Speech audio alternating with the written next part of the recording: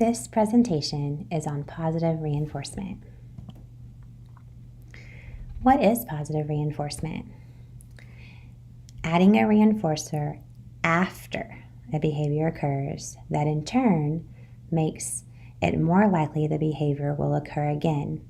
So as you look at the visual, first the behavior occurs, then the reinforcer is provided, and then as a result, the behavior is more likely to increase. Sometimes we reinforce behaviors that we don't actually want to continue to increase. We'll talk about that more. What is positive reinforcement? So let's go ahead and look over at the left side, that's in purple. Rewards earned as an incentive for a job well done. So first, you have to complete the task, the job, the assignment, then the reward is provided. The example says, when you complete your chores, that's the behavior, then you can play a game. So we want to make sure that we're doing the behavior first and rewarded secondly.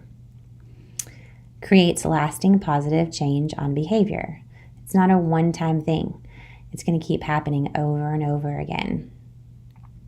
So we want to make sure that the student is understanding that it's paired with something positive. When I listen to my parents, then something good happens. When I'm done what I've been told to do, then a reward will occur. It's really important that it's planned ahead of time and delivered with praise. So how would you do this? You need to state to your child exactly what your expectation is. So say you're going to run an errand. We're going to be going to the grocery store.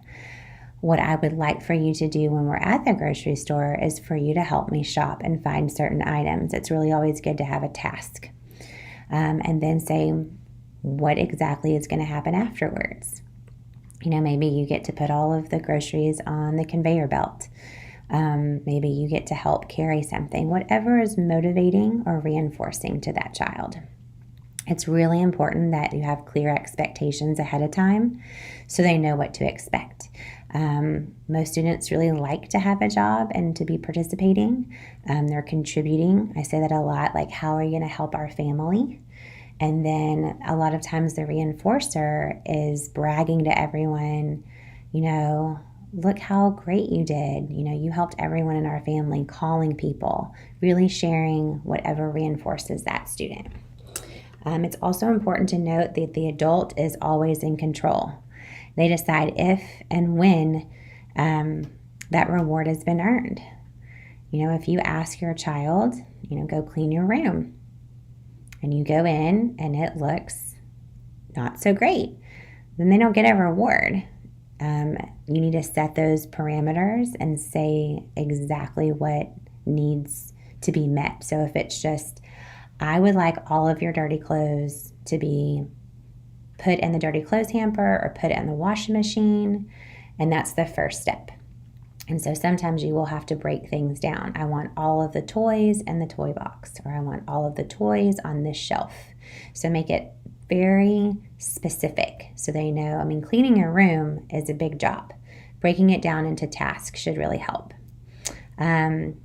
The adult is preparing the student for what will occur if the appropriate and inappropriate behavior occurs. So if they're not doing the task to your liking, then what's going to happen? What will be the consequence after that? Okay, what is not positive reinforcement? I really wanted to include this slide because I feel like sometimes there is some confusion. So on the left, on the green panels, it says bribery. Bribes are given in response to a challenging behavior. So think of a tantrum, and you're saying, if you just be quiet, I'll give you this. That is not positive reinforcement because we are wanting you to do a desired behavior. So here it is. Child is yelling for a toy at the store. If you stop yelling, I will buy you a toy. In this scenario, your student is in control, not the adult. And that's why it's not positive reinforcement, because the child is in control. Changes behavior in the moment, but not over time. So maybe the child stops yelling for a second, but the next time we go to the store, this happens again. I There's a lot of times you can use if then. I prefer when then. If then is fine as well. It's just I like when then. When you speak calmly, then I will listen to you. So that's going to be, I'm not going to engage with you if you're yelling at me, but I'm going to let you know when you're calm, then I will listen to you. It doesn't mean you get the toy, but I'm letting you know what behavior is desired. Reactive and delivered in frustration. This is something we definitely want to avoid. As parents and teachers, educators, we want to model, even when you're frustrated, that you could still be calm. So when a student is in control, then the student doesn't feel safe. When they're calling the shots, they're not going to feel safe in that environment. You're the adult, you're the expert, you know more. So it's really important that the parents, the teachers are always modeling a controlled state. Yes, we get upset. Yes, something kind of throws us off our schedule, but model that positive self-talk. Model what you're thinking.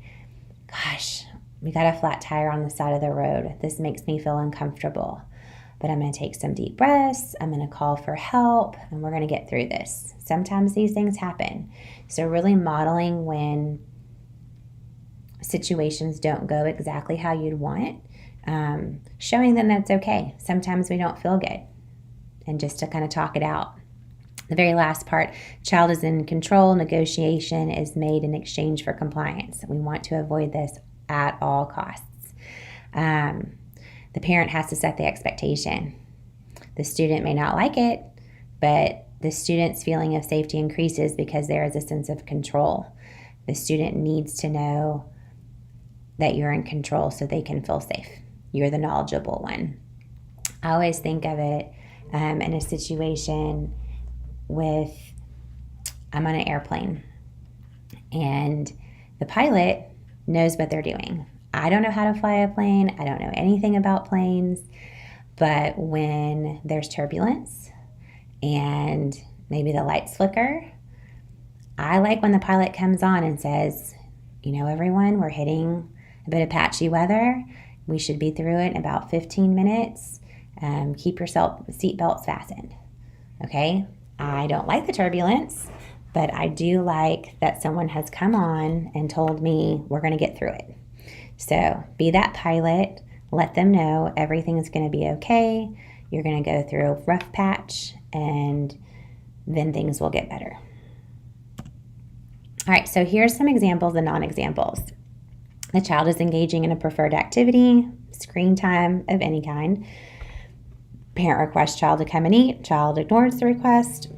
Parent provides when-then statement. When you come to eat within 1 minute, then you will get dessert with your meal. I really like that there's a time frame on it. I don't like when you have to tell your child 7 times to come and eat, come and eat, come and eat. What happens is you're reinforcing that the first 6 times didn't really count. So when you start repeating yourself, then your child's going to say, oh, well, mom only said it 3 times. Usually she doesn't get upset till like the 6th time. Or dad said it 2 times. He'll probably say it 5 more. So set that time limit. I usually set it on my microwave if I'm in the kitchen, set it on your phone, but let them know this is the expectation. The non-example. The child is engaging in preferred activity, screen time, parent requests child to come and eat. The child ignores requests, so everything is the same thing happening in the first example. And this is where it changes. If you don't come and eat right now, then I'm going to take away screen time for the day. So you're not telling the behavior and the positive result. You're just going to go straight to negative. So that's what we want to avoid if possible. All right, so you have your pairing sheet next to you. Hopefully you've answered the first couple of questions when you provide the reinforcer. But I do want you to spend some time writing what reinforces your particular student. I want you to think of lots of things. If it's quality time, reading books with a family by themselves. Sometimes it might be alone time, playing a certain game, having a certain food, doing a certain activity, inviting a certain friend. Think of special interests they may have. All right, why should I use positive reinforcement? Well, because it reinforces what the child is doing right rather than what the child is doing wrong. It increases the likelihood that the behavior will be repeated. And I kind of talked about this earlier. Sometimes we are positively reinforcing behaviors that we don't want to see reinforced. So let's say that we're in the grocery store again and we want that special chocolate and they've been told no and now they're screaming and you finally give in. And the next time you do it, they scream. First time they scream for 1 minute, now we're at 5 minutes. Their behavior is just going to go longer and longer, and then you give in. And so you're reinforcing that as the longer they scream, then you'll give in. So you've got to break that cycle. How do you break that cycle? You go in to the grocery store. This is something they typically do. You stayed up front. You're not going to get a special chocolate treat. I will be proud of you if you behave well. No matter what you do, you're not getting it. Be very clear. Can they still cry? Absolutely. But you have to not give in. And after you keep not giving in, then that is what's going to say, oh, they're really not going to give. I mean, you just need to stop. But they're going to ramp up and go 10 minutes this time. And so you have to break that habit. Why does it work? Because children want the approval for who they are and what they do. If you're really focusing on the positive, the negative behaviors will decrease. And they want to please you. Yes, they really, really do. So it's important that you're really noticing those good things. How do I start? This is really important. I think this is one of the most important steps. You need to notice and observe. It's important to catch children doing the right thing. Any little bitty thing, you need to find, thank you for doing this. So I gave an example, be specific. I noticed you listened to me the first time. You were being so kind and respectful. Thank you. I noticed you help your sister. Notice it. Recognize the good things. Be consistent. It works best when it occurs frequently. It says daily on the slide. I would do it multiple times a day.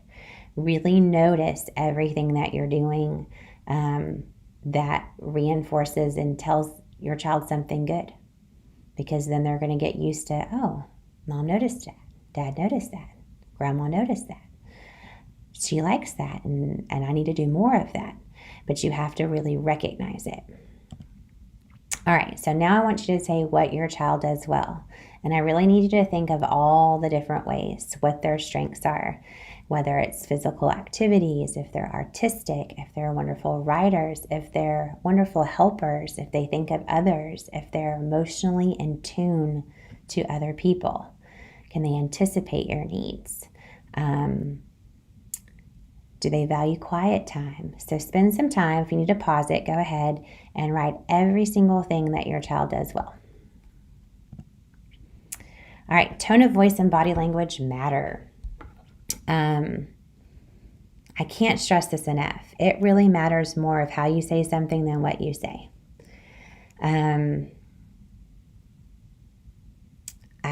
When you think about when your child comes up to you and you're in the middle of something and they want to show you something and you never look up, what are you communicating at that moment to your child? Taking that time, if you want them to look at you in the face, then you've got to model that too. So just really making sure that you're doing that. And then I want you to think back to babies when you first had your student and they're tiny and they're not talking and they're just communicating through cries and coos and facial expressions and body language long before they've ever spoken words. They knew when you smiled, they'd smile back at you. So just be aware of what they're noticing. When you have that stern voice or you laugh at something, they're not going to take you seriously. So you know how someone feels without words being spoken. You know when someone has their arms crossed or they're rubbing their temples because they're stressed out or had a headache or just done with the meeting or the conversation. So just remember that our tone really communicates our feelings. And we're going to kind of go into that a little more in more detail. Okay, the words "that's nice." So it sounds so good. Think for a moment how you say "that's nice." It sounds positive. But could it be negative, dismissive, judgmental, or even rude? Absolutely. So kind of going back, you're at home, but you've got a work deadline and you're on your computer and your child comes up, "Dad, Dad, Dad." And you never look up from the computer because you're really focused on work. And you don't make eye contact and you're typing away or rereading because you've been interrupted. And your child asks you something. And without looking at "that's nice," you just were dismissive. You just told them that they're not mattering. You know, you're not even looking up. You're not even seeing what's going on. So your words are inconsistent with what's going on, and that's confusing. Also, maybe your child's trying a new hairstyle or just a new style in general, and they ask you, "What do you think?" And you're like, that's nice." Okay, well, that's judgmental because obviously you don't mean it. And so that's confusing again. You know, if you're saying something that's nice, it's supposed to be positive, but those are just two examples of how you're confusing with what you're saying because you're not being truthful. Another time, "Oh, how do you like my outfit?" "Oh, that's real nice." Maybe they said a sarcastic comment to you. "Oh, that's nice." So if your child has difficulty understanding sarcasm, this is a really good point of mean what you say and say what you mean. And just be very clear of what your child understands, because they're understanding your tone of voice. And that might be modeled back to you. I have an 11-year-old myself, and I hear my voice in my child all the time, and I'm like, I should have said that differently. And it's okay. As parents, we're going to make mistakes, and I feel like I've apologized more in my life as a parent than any other time. You know, I should have said that differently. I was really short with you. You know, I didn't mean it that way, and I know, my mood, I should have changed my mood, or I should have let you know this wasn't a good time to talk. So we just need to be aware that our mood affects sometimes how we parent, or at least it does for me. All right, now I want you to spend 1 minute, not a lot of time, of writing on behaviors you would like to see improve. I don't want you to have a lot, maybe like 3 maximum, because you don't want to work on all the behaviors at the same time. That's overwhelming. I want you to really, you can maybe write down 5, but we're going to just focus on 1. And you can write it on your pairing partner worksheets. Okay, so here's the plan. You have things that reinforce your child. You have things that you want to work on. So now we're going to put it together. So you're going to pick one behavior. You're going to figure out which reinforcers you will try. Now, when you're thinking about reinforcers, I'm just going to say what reinforced me at 10 years old was not reinforcing at 16. And right now at 40 years old, what I liked when I was 16, that's not reinforcing. And also reinforcers change. So I'll give this example. I love chocolate cake. It's absolutely delicious. And if you ask me right now if I would like some, I would definitely be like, yes, I would love some chocolate cake. However, if I just ate a really large meal and I had a brownie and you asked me for chocolate if I wanted some, I might say no, because I'm satisfied with that. So sometimes you'll say, well, this reinforcer isn't working anymore. Well, it just may be the situation. So for instance, maybe your child loves to be outside and play outside in the dirt. But if they spent all afternoon playing outside and it's really hot, it may not be that reinforcing for them. It's still maybe, just depending on your child. But just try to think of that, of sometimes what may reinforce in the morning doesn't in the afternoon. Also, sometimes I'll create a spinner. So maybe your top 3 things that they like, or 5 things. So if they can't think of something. And I encourage you to ask, what your child really likes. Sit down and work with them. Then choose a day and a time to discuss improving the behavior with a reinforcer. So, you know what? I think that this is a behavior that I want us to get better about. And I always, with my child, I'll say, you know what? I need to get better at this behavior too. And I put myself in it as well. Maybe not the same behavior, but, maybe I need to exercise more. And I'll say, can you help me, remind me to do that? So they're helping me, I'm helping them. It's a partnership. It's not always like you're doing something that needs to improve. So I do like to do that with my personal child. Use when then statements. Really say, when you do this, then this will happen. Whatever agreement that you're happy with, because you're in control. You can give some options that you're pleased with. And then remember to provide that reinforcer when the desired behavior occurs. All right, I hope you found this very helpful. If you do have any questions, please let me know. This is Misty Lynch. I'm the transition specialist, and I collaborated with Morgan Nichols, our behavior specialist, and Sarah Carter, our in-home/parent trainer. And if you have any questions, we'd love to hear from you. Thank you.